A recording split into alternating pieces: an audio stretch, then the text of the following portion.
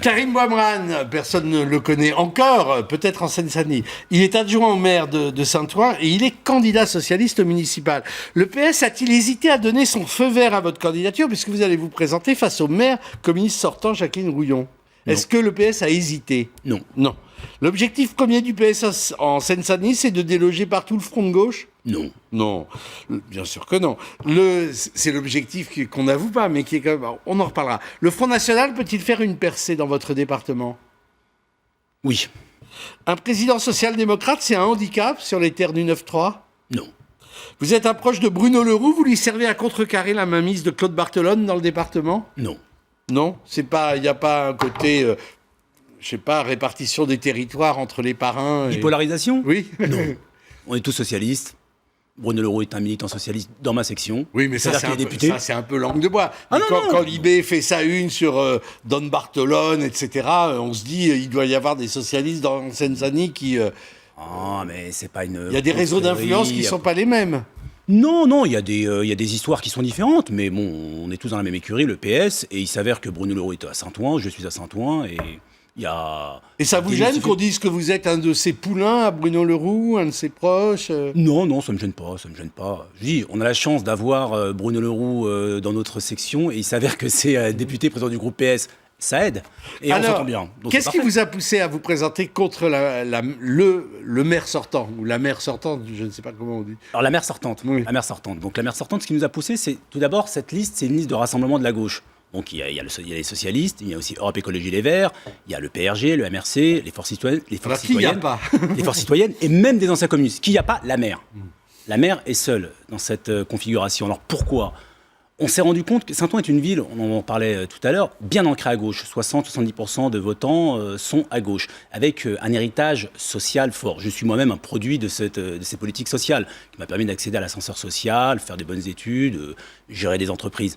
Mais le problème, c'est qu'on est confronté à des gros soucis sur les questions d'insécurité, sur les questions d'emploi, sur les questions d'aménagement du territoire et des finances publiques.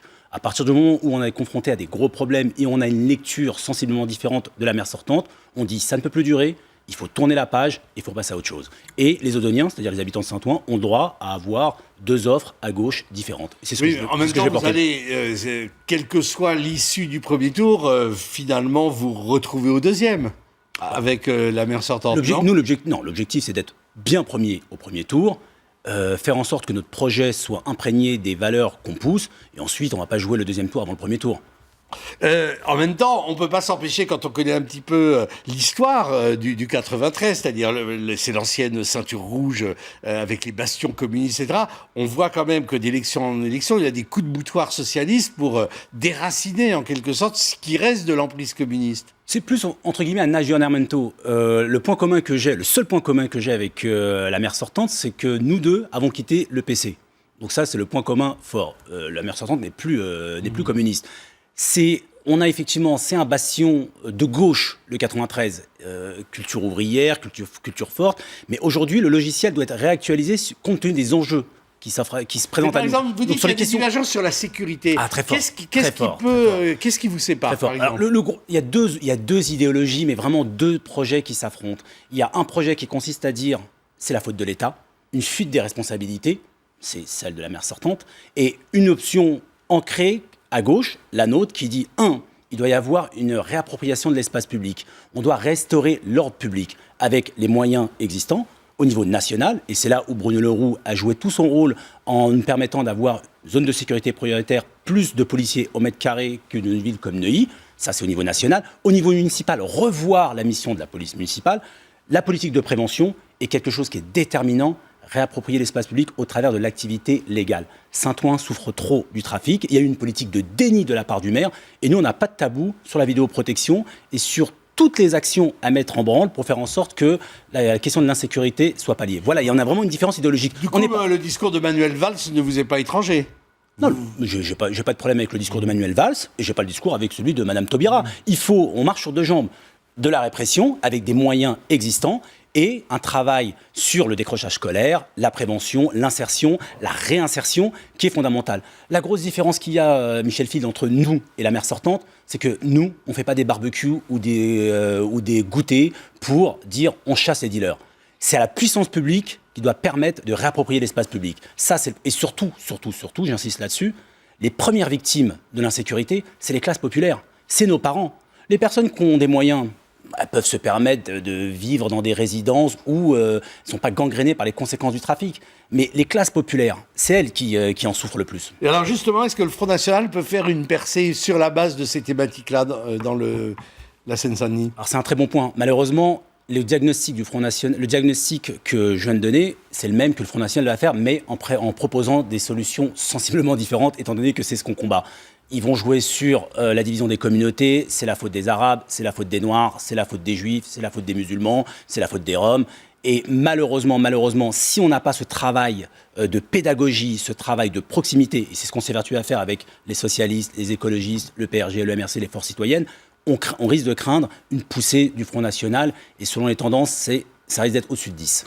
Alors, dans une ville comme la vôtre, marquée par cette tradition de gauche affirmée, tradition ouvrière, le tournant social-démocrate du président de la République, ça doit être perçu chez les militants socialistes locaux de façon un petit peu bizarre quand même. Alors nous, on a une vision très pragmatique. On a 5000 entreprises à Saint-Ouen. On a 30% de chômage dans certaines poches des cités populaires dont je suis issu. À compétence égale, on veut faire en sorte qu'on embauche local. On veut aller voir les entrepreneurs, on veut aller voir les entreprises, leur dire il faut, à compétence égale, embaucher local pour, pallier le problème du chômage et surtout améliorer le rapprochement domicile-travail. Lorsqu'on a des incitations fiscales avec un deal gagnant-gagnant dans des villes comme les nôtres, dans des villes populaires comme le nôtre, mitoyennes avec 5 portes de Paris, on n'a aucun problème là-dessus. Donc le discours pro-entreprise du président, il vous aide plutôt qu'autre chose. C'est un discours pro-emploi qui nous aide. Et à ce titre, ça nous aide énormément. Et vous avez un pied dans chaque réalité, c'est-à-dire un pied dans ce Saint-Ouen populaire, et puis le business, vous ne crachez pas dessus. Ah non, j'ai pas de problème avec le business. On a le business légal, hein. Le business légal, bien sûr. Je crache sur le business illégal et je prône le business légal. Non, justement, on a une culture ouvrière, on a une culture populaire qui fait que ce n'est pas parce qu'on est issu des classes populaires qu'on n'a pas le droit à l'excellence. Et ce qu'on porte avec cette liste Ambition Nouvelle pour Saint-Ouen, ce n'est pas parce qu'on vient des quartiers pauvres, des quartiers populaires, c'est pas parce qu'on vit à Saint-Ouen qu'on n'a pas le droit de tirer la ville vers le haut.